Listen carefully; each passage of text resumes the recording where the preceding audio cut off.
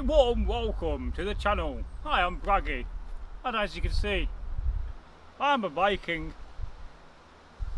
I've just come back from a few days away adventuring. I had to deal with some Anglo-Saxons that were trespassing on my friend's land, and well, he doesn't have enough men to deal with it, so I said I'll come along and bring some of my men and we'll deal with these Anglo-Saxons.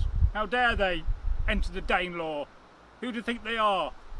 This is our land, Viking land, land of our ancestors. My great grandfather came here, oh, long time ago, way back in the early, 9th century, not long after Ragnar Lothbrok came, and he settled, and then, it's never been right since. And one of the things I had from my grandfather, or my great grandfather, was his cauldron, his kettle. Oh, lovely thing. And the other day, I went to go and use it. I thought, oh, I'll go and get my favourite kettle and I'll make a nice broth, a nice stew. And blow behold me, there was a big hole in the bottom.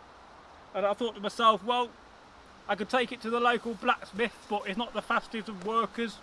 And I did do that. I got one of my men to take it there, and he said, well, it'll be about a year, come back in a year.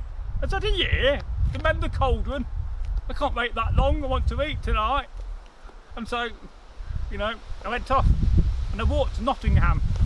Got a big market there, not good as Derby, or Northworthy, but I went along anyway. I was in the area, and I brought a cauldron.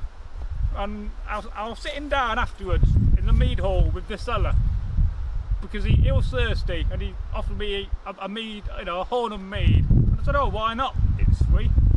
And I don't know why, but he wanted to ask me something. Always do these trades, always after more coin. And so we sat down, and he told me this funny story. He said, oh, big man, you won't believe the story I was told the other day about a cauldron, and this is the story I'm going to tell you.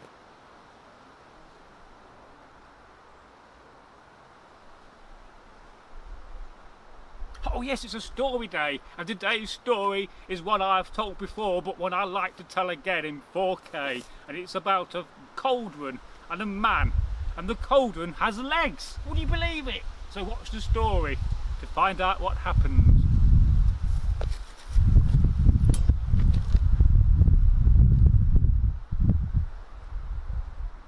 And so one day, in the old village of Gotham, in the Shire, next to one I live in, one of the 5 boroughs, not far from the town of Nottingham, where in the old days it used to be called Snottingham, Snot Small Farmstead. Oh yes, I've heard of Snot.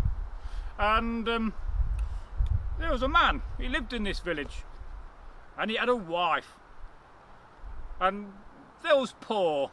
They had a small long house, and they needed a new cauldron, like my cauldron. Like my cauldron, it was rusty and leaking, and could not be repaired. And so the wife said, oh, you must go out and go and buy a new cauldron.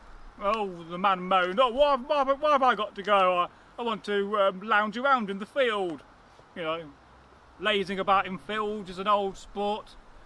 Oh yes, I've done it myself.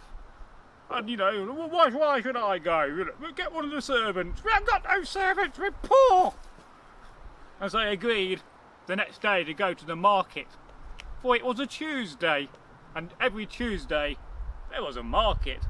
And so he went to bed that night when the sun settled with his wife, reluctantly, and said, I've got to, but why can't somebody else?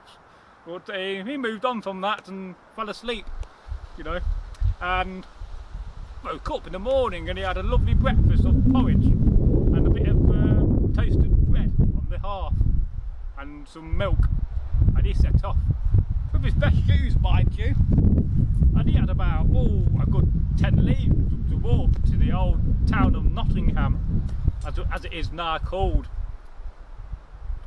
And he was walking along, went past an old haunted wood, He thought, well, I don't like it there, I'll walk past this quickly. Then he came to an old bridge, and on the bridge he saw these two men. He thought, well, hey up youth, that could be trouble, and I've already got my old sea axe with me today.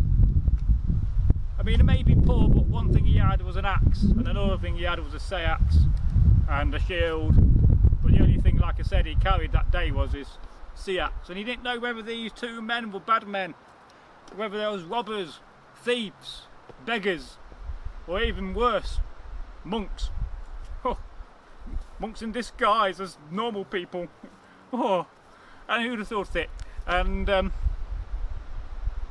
so he walked up carefully.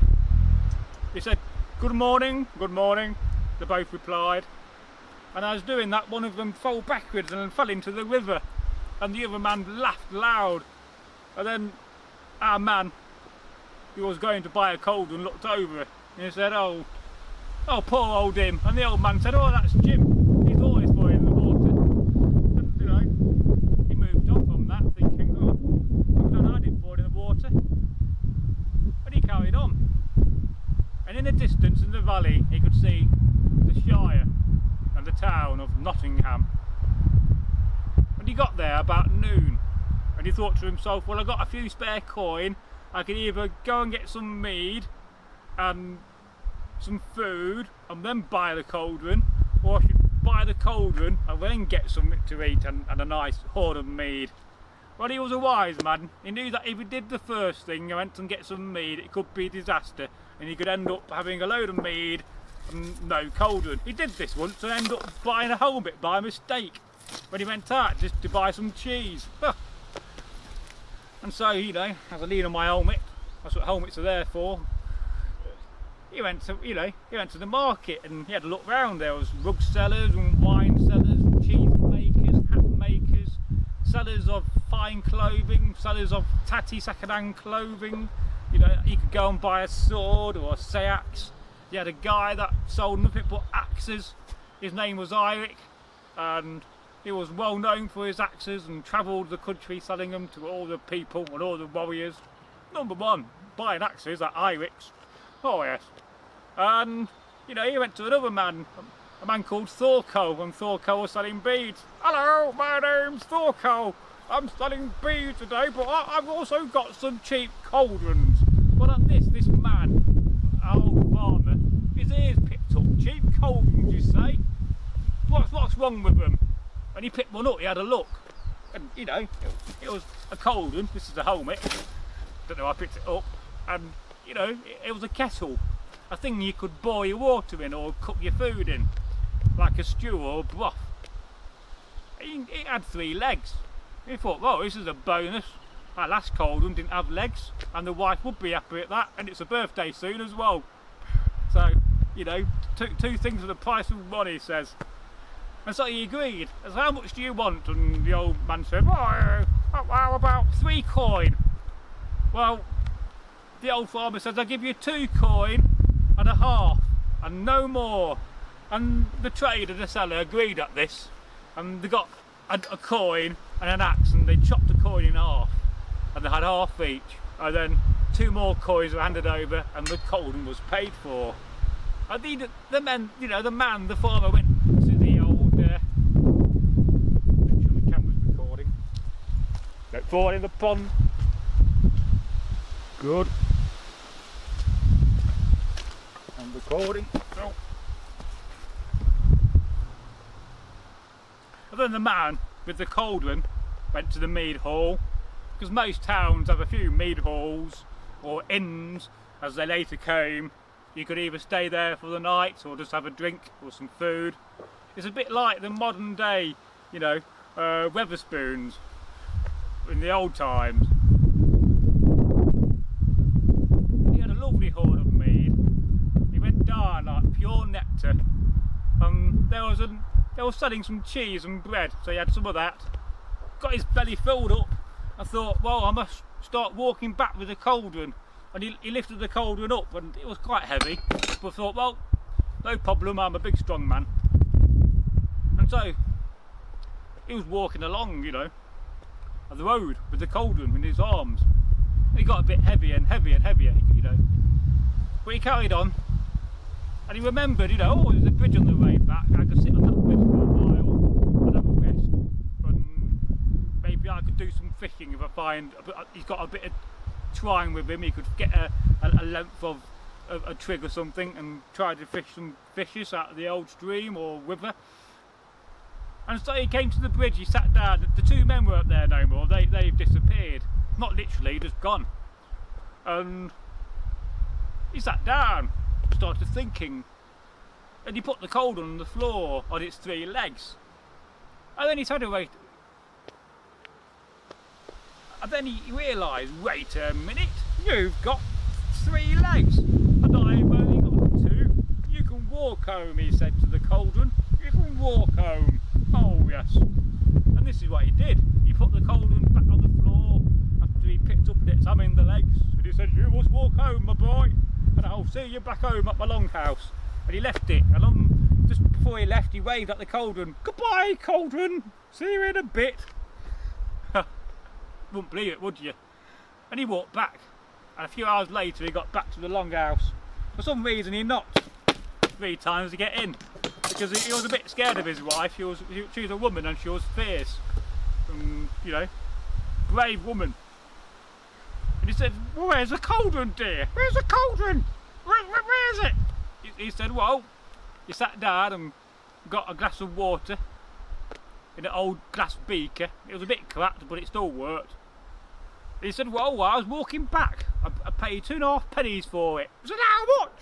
Are you sure you didn't go spending money on beer? Oh, I don't do such things like that, my dear. You smell of mead. You've been to the mead hall, haven't you? Well, I may have had 1 horn. But where's the cauldron? Well, I was walking back, and I got to the old bridge. You know, the one where we first met. Oh yeah, what about it? Well, I sat down on the old stone bridge, and I realised something, that cauldron's got 3 legs. So I told it to walk back, and it should be here soon. I'm surprised it's not already beat me having 3 legs. It should walk faster than me. What do you mean you left the cauldron on the bloody bridge with 3 legs? Cauldrons don't walk, everybody knows that. You're just a stupid man. And so she stormed out the house and went off to retrieve the cauldron. And the end of the story and the tale. Now I do hope you've enjoyed this tale and you found it entertaining. And if you could do 2 things, share the video and give it a like. But we also welcome your comments on the channel, not on the video, on the channel box below. Your comments are always welcome, and I will say hello. So from me, a Viking called Braggy, I will say goodbye.